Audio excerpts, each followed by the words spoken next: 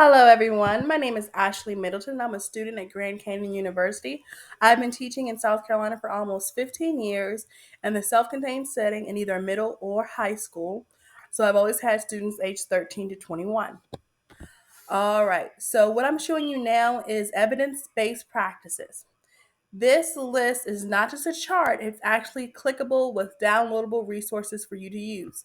Now, some of the most common things that we all know as special education teachers for the use with students with autism spectrum disorders is visual support. So I'm going to click on visual supports and it's going to take me to an entire thing that I can look up.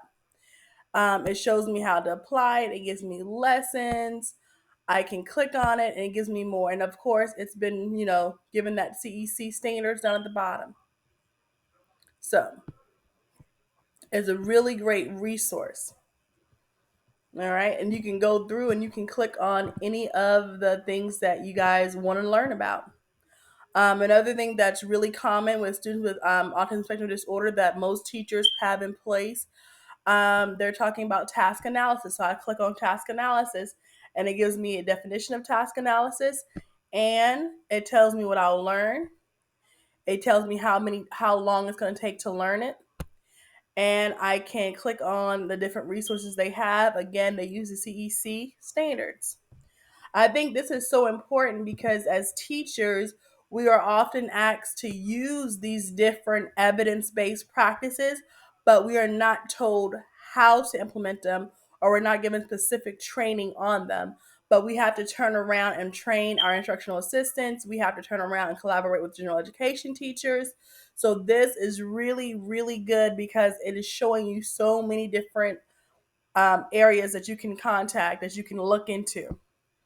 Another one that we all know about is that PECS, Picture Exchange Communication Systems. Again, it gives me my definition. It tells me about the modules, about what I'm going to learn, how many minutes each one is. And I love this because I've never been trained officially on using PECS. I teach high school right now, and so it's always said use PECS. The students are nonverbal, they need a form of communication.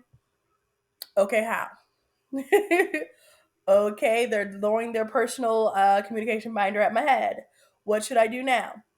So again, this is going to go back and give some of the high school teachers and even elementary school teachers a better foundation of how to use PECS in their classroom, how to plan for it, how to monitor, how to apply it.